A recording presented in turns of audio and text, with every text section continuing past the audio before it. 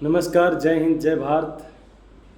आइए आज एक और योग की नई वीडियो लेके आ गए हैं, जिसमें हम बात करेंगे आज योग के प्रचार प्रसार में जितने भी योगार्थी, विद्यार्थी, योगाचार्य हैं, वो योग की अनेकों पुस्तकें पढ़ा रहे हैं। बहुत सारी पुस्तकें बहुत क्रिटिकल हैं, लेकिन योग को सहज रूप में बहुत कम लोग समझा पा रहे हैं। इस दृष्टि में मैं इस योग की विद्या को, योग की पुस्तकों का सार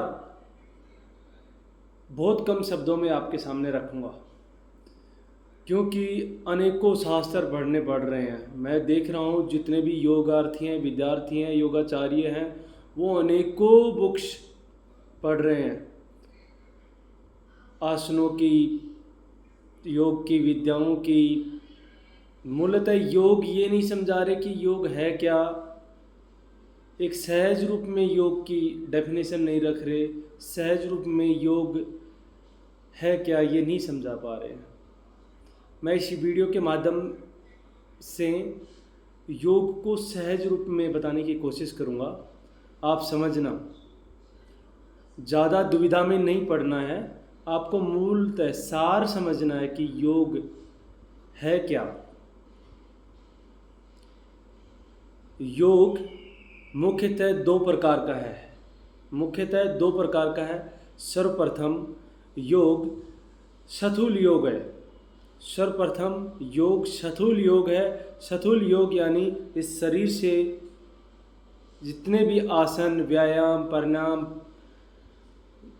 जितने भी आसन हम करते हैं वो सब योग है, और वो योग स्थूल योग में कहलाता है। अब इसमें जितनी भी क्रियाएं हैं वो आप इसी में इंक्लूड कर लिए, स्थूल योग में। नंबर दूसरा, सूक्ष्म योग। सूक्ष्म योग इस संसार में बहुत कम लोग, तनिक, क्षणिक, बहुत कम लोग कर रहे हैं।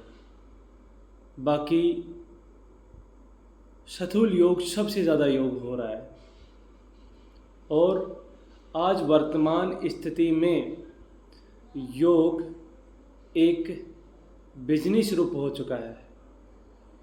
He is business.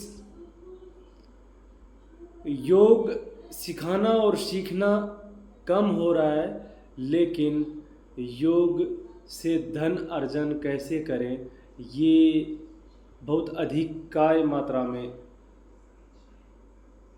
मस्तिष्क कैलकुलेशन करने लग रहा है कि जितने भी लोग हैं वो इससे धन कैसे कमाएं, ये अधिक जानना चाह रहे हैं। ना कि योग क्या है, योग के डीप में डेफिनेशन क्या है, ये समझना और समझाना बहुत कम है, और बिजनेस रूप इसका अधिक है। ये वर्तमान की सच्चाई है। मैंने कहा कि दूसरा रूप सूक्ष्म योग है। पहला स्थूल योग, जो व्यायाम, आसन, प्रत्याहार पर जो हम फिजिकल शारीरिक मेहनत कर रहे हैं वो सब योग है। दूसरा सूक्ष्म योग है। सूक्ष्म योग में क्या आता है? सूक्ष्म योग में योगी 5 महायोगेश्वर हुए हैं, 5 जो बहुत उच्च कोटि के योगेश्वर हुए हैं। सर्वप्रथम योगेश्वर सुखदेव मुनि जी, जनक जी, गोरखनाथ जी, ब्रह्मा विष्णु महेश जी और व्यास जी। ये 5 टॉप योगेश्वर हुए हैं। ब्रह्मा विष्णु महेश एक ही नाम जपते हैं, और व्यास जी एक अलग से नाम जपते हैं, गोरखनाथ जी अलग से नाम जपते हैं, जनक जी अलग से नाम जपते हैं, और सुखदेव जी अलग से नाम जपते हैं। 5 इसलिए क्योंकि पांचों मुद्राओं को साधते हैं। मुद्रा कौन कौन सी है? अगोचरी, उन्मुनी, चाचरी, खेचरी और भूचरी। ये मुख्यतः 5 मुद्राएं हैं, और इन पांचों के 5 एक्सपर्ट हैं। अगोचरी मुद्रा के सुखदेव जी मुनि हैं, उन्मुनी मुद्रा के जनक जी हैं, चाचरी मुद्रा के गोरखनाथ जी हैं, खेचरी मुद्रा के ब्रह्मा विष्णु महेश इसलिए एक कैटेगरी में रखे गए हैं, और भूचरी मुद्रा के व्यास देव जी हैं। ये 5 योगेश्वर हुए हैं। ये एक पर्टिकुलर एक शब्द को पकड़ते हैं जैसे, और एक शब्द को पकड़ के एक स्थान पर ध्यान करते हैं तो उसके एक्सपर्ट हैं, वहाँ से सिद्धियाँ शक्तियाँ प्राप्त करते हैं। ये सूक्ष्म योग है। इस ब्रह्मांड में सूक्ष्म योग के जानकार बहुत कम, रेर मात्रा में योगाचार्य ये योगी हैं। इसीलिए मैं कह रहा हूँ कि सूक्ष्म योग को जानने वाले बहुत कम हैं। स्थूल योग को जानते हैं लोग, लेकिन इसको बिजनेस रूप में कन्वर्ट कर दिया गया है। आइए हम सूक्ष्म योग पर ही बात कर रहे हैं।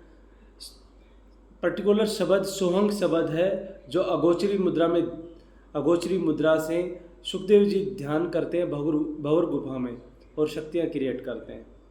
दूसरा, इसी शरीर में शब्द है सत्य शब्द, उन्मुनी मुद्रा है, और जनक जी आकाश स्थान पर इसको ध्यान करते हैं और शक्तियाँ प्राप्त करते हैं। जनक विधेयी, वो देह से विधेय हो जाते हैं।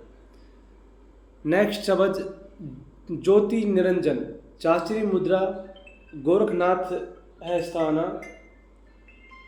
गोरखनाथ जी जानते हैं, जो कि आँखों के अंदर है, नैनों में ध्यान करते हैं, आँखों में ध्यान करते हैं।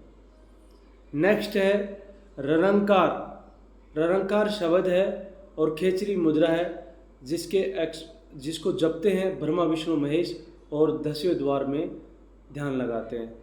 इंगला पिंगला और सुषुम्ना, जब इंगला पिंगला लय हो जाती है और सुषुम्ना में ध्यान जाता है, 10वें द्वार में वो ध्यान करते हैं। नेक्स्ट है ओमकार शब्द, भूचरी मुद्रा, व्यास देव जी इनके एक्सपर्ट हैं और त्रिकुटी में ध्यान लगाते हैं और शक्तियाँ प्राप्त करते हैं। इनके एक्सपर्ट हैं। इसलिए मुख्यतः योग की धारा में 2 ही धारा हैं, स्थूल योग और सूक्ष्म योग। ये दोनों मूल है योग का। इसके अलावा योग में और कुछ भी नहीं है। आगे आइडियोलॉजी